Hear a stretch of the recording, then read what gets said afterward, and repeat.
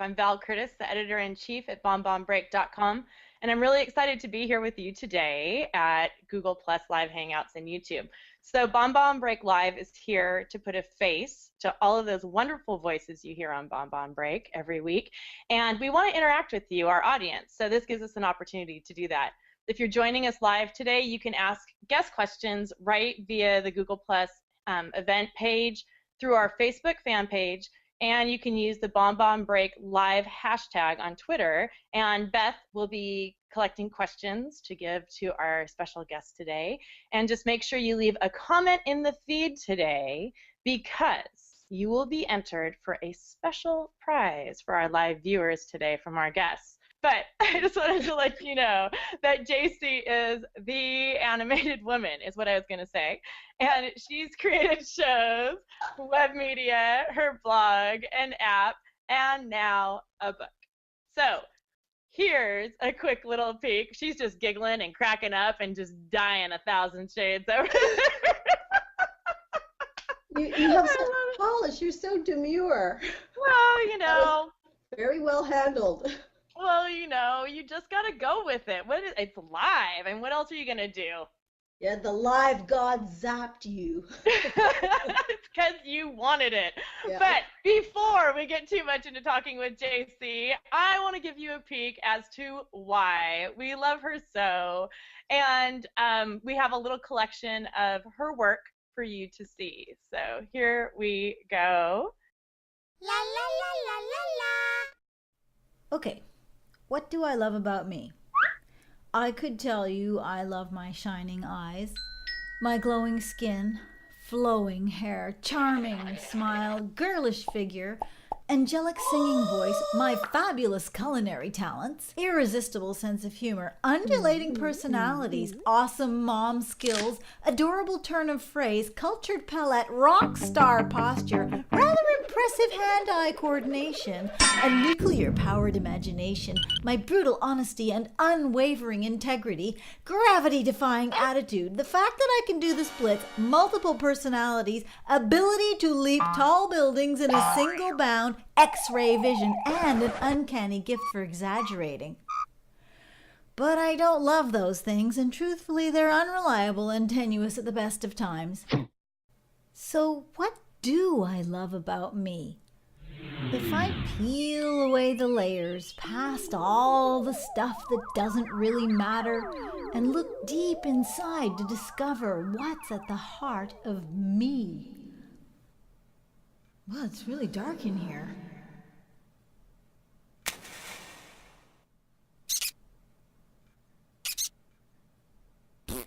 Tough question.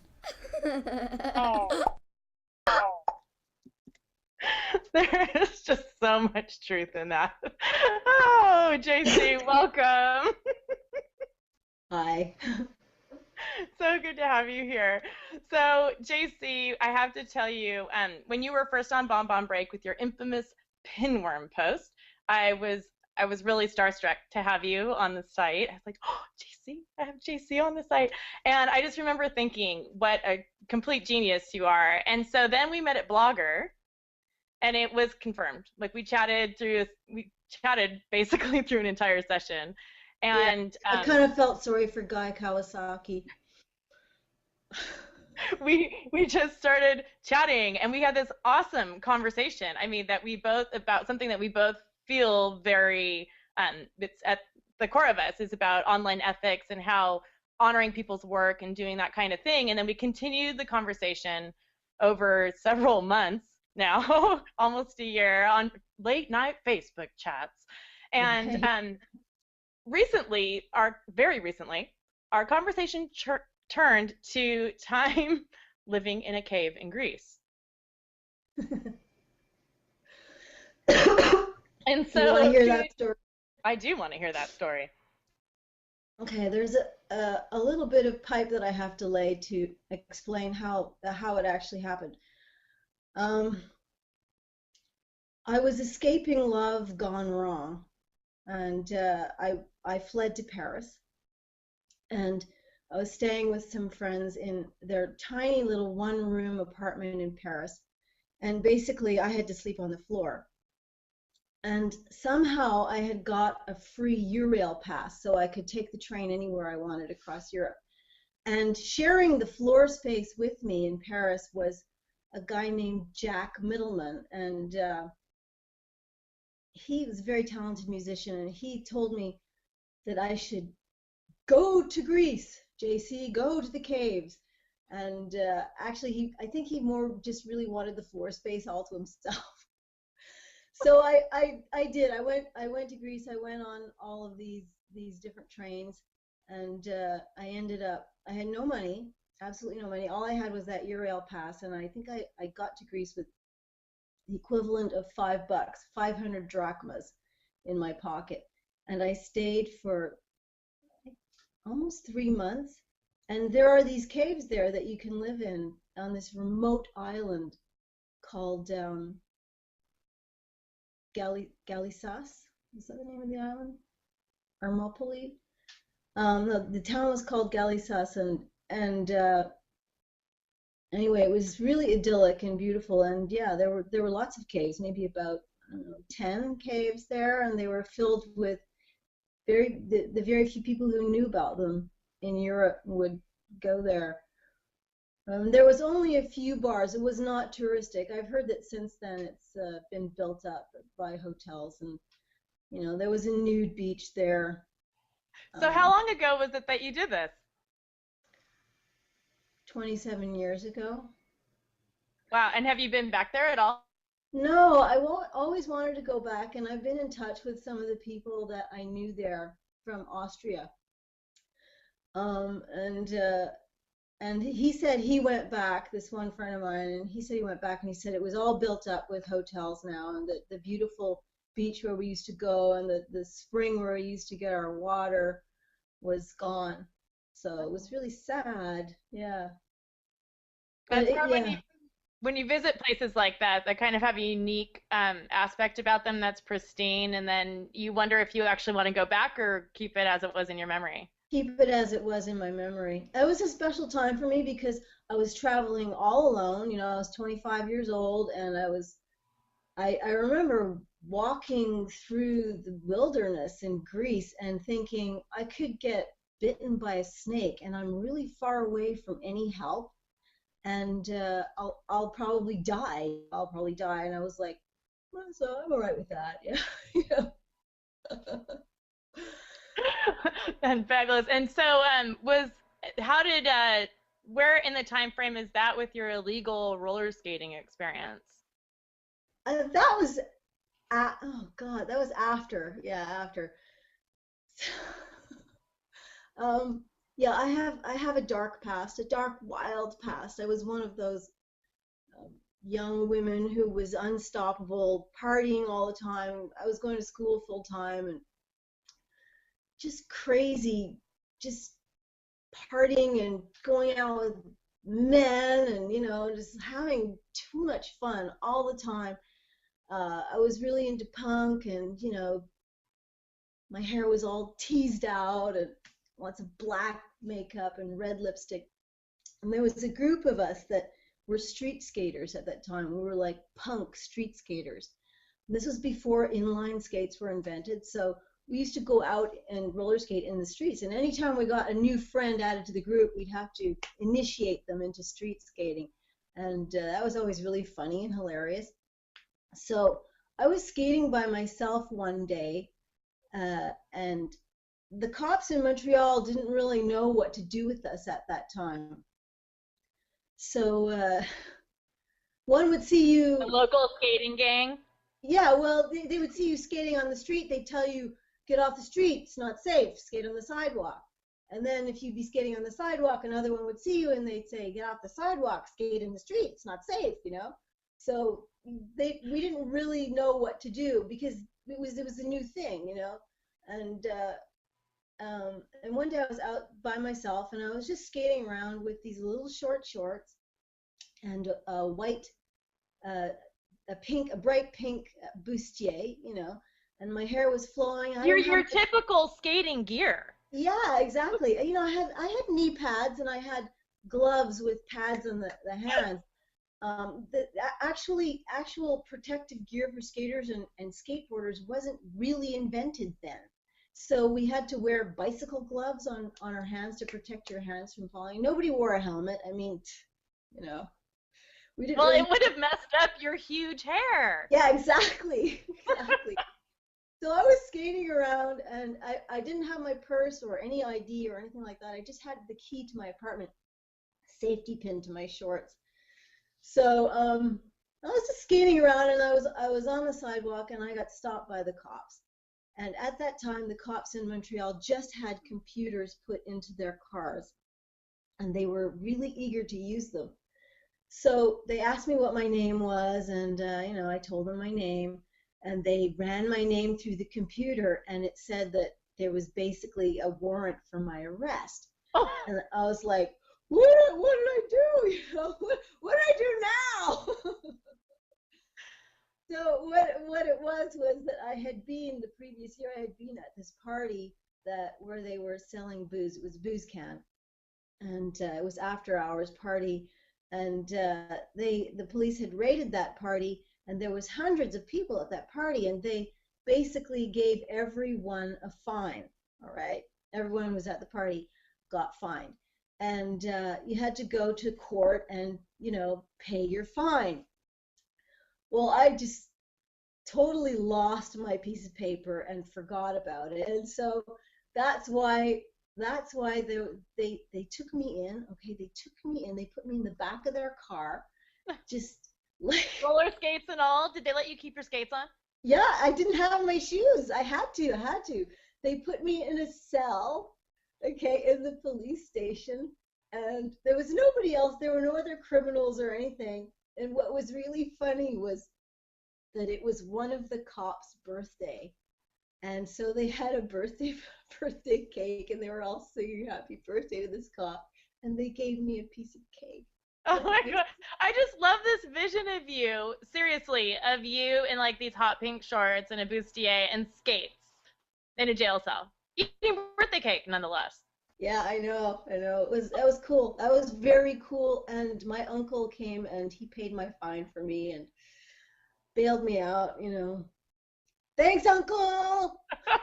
He gets a little shout out there. But I would like to give a shout out to Jack Middleman, who has since passed away from cancer last year.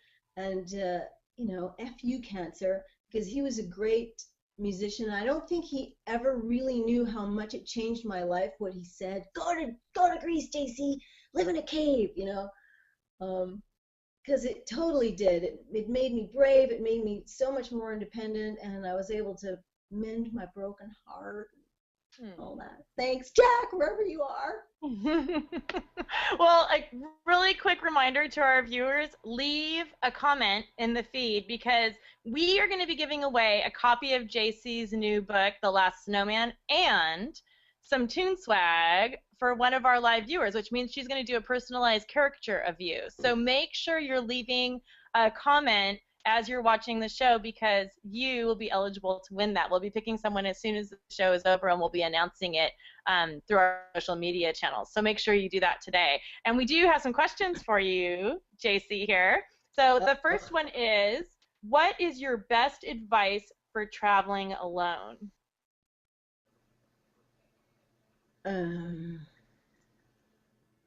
Best advice for traveling alone. Is it safety advice, do you think? I mean, safety advice is one thing, but I mean, obviously, always be safe. Well, I think you could go either way. Yeah, okay, because I would say traveling alone it's really a big deal to conquer your fear. For a woman, it's a little bit different. Obviously, you have to not put yourself in any kind of dangerous situations, but you still should get out and talk to people, make friends, talk to people, and not be afraid of reaching out and finding universal, you know, commonalities, the things that we have in common. I always like to think that I always like to connect with people on ways that we're the same. I like to find ways that we're the same. And that's true on the internet too, and in real life. And anytime I was traveling, I would always try to find ways that people were the same and appreciate the differences, but find out ways that we're the same. And there's only one way you can do that, is to really get out there and talk to people, not just hang out with other people who are traveling, but because that's great, but also people who live in that place where you're visiting. Yeah, I totally agree with you, because I've traveled a bit as well, and I found even, I mean, even as simple, and this is no comparison, but even something as simple as going to a conference, I find that when I'm around the people I know, you get caught up in what you're doing with your friends and what you know and what you're comfortable with those people you're with. But as soon as you say, I'm just going to go out on my own, all of a sudden you're sitting next to JC and having this great conversation, So I think there's definitely something in my travels as well.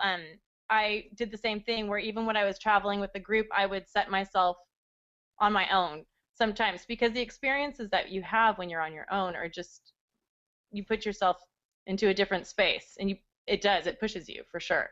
Yeah, it's really great. It's wonderful, and it enriches you. It shapes you and makes you become something new. It gives you new another ideas. follow-up question. Oh, sorry. Another follow-up question that we had was, do you think, and I think you kind of answered this as well, is do you think every woman should do it once?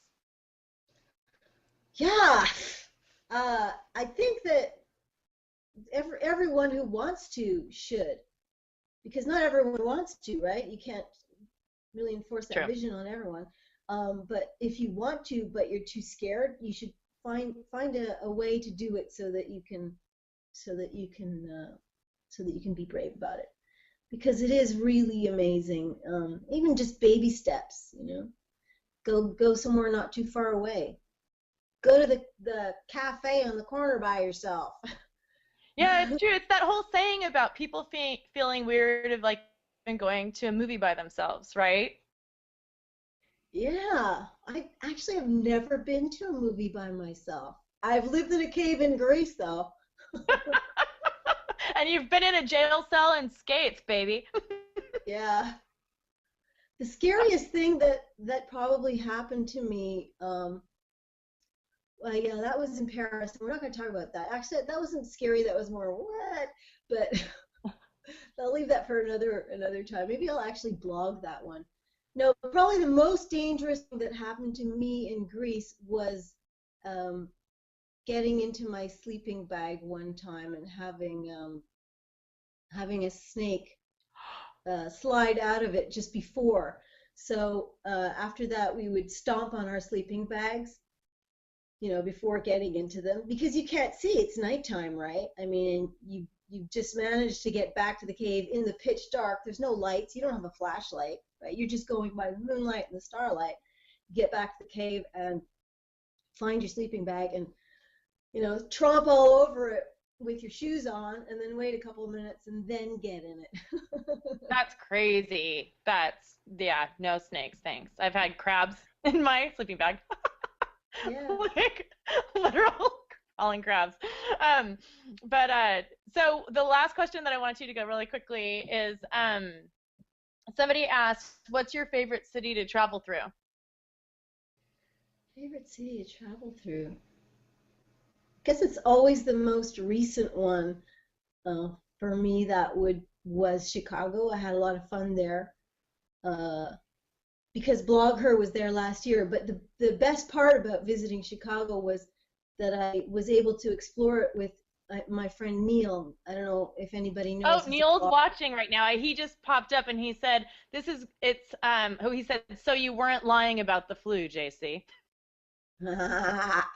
No, I had a great time with Neil because we were able to visit and walk around Chicago, and he was Instagramming, and I was Instagramming him Instagramming. Because his Instagrams of cities are kind of famous on Instagram. So hi Neil, hi.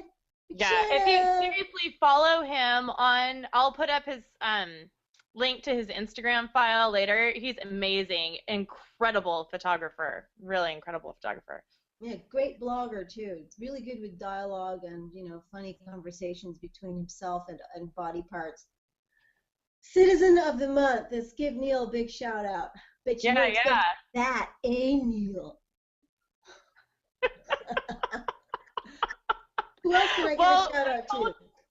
yes, You like most my mug? definitely. So, This was made look by, at you by there. my friend Kim. My friend Kim made me this mug. That is so cute. I was going to show you that in honor of your, I had a snowman mug in honor of your book, and mentioning that, make sure everyone that you leave a comment if you're watching so that you can get entered to win. Oh, look, and there's the last snowman. It is a brilliant book for kids. It's heartwarming. It's for moms. It's for dads. It's a fabulous winter gift, everyday gift. And look at JC there. And we have a 20% off code for you. So in this message, if you follow the YouTube, we have JC gave us a 20% off code so everyone can get their own copies. So thank you, JC, for that. And actually, believe it or not, JC, here we go. It's time for us to go. I told you it goes quickly. So does that mean I have to be quiet now? Yeah. So this gets to the part where you have to be quiet. But thank you for being here. And jump on over to The Animated Woman and catch a laugh, and go to Amazon.com, buy her book. We have the link with this event where you can go buy her new book, The Last Snowman. And before we leave, Beth, our editor from the library, has some exciting news to share with you. So I'm going to welcome in Beth. Hi everyone, how are you? I just wanted to take a second to tell BonBon Break Live Nation that we are going to be starting a book club. Super excited. The third Thursday of every month is going to be BonBon Books. So join us. This first one is March 20th, 9 p.m. Eastern, and we are going to be reading A Lady in France by Jenny Goutet. So pick it up, join us on Twitter, follow the hashtag BonBonBooks, and we will see you there. And so thank you so much, Beth. We are really excited about this. It's something Beth and I have been talking about for a long time. So here we go, and we're so excited to bring Jenny's book into the fold and to share it with you. So keep an eye on BonBon Break. We'll be having some links ready for you. So until next Tuesday, when we have Kristen Kitcher here, she's the author of Wig in the Window. We'll be here at 10 a.m. Pacific, 1 p.m. Eastern. And thank you, JC. Thank you, Beth, for giving our announcement. And until next time, be good to yourself and take a BonBon break, because you deserve it.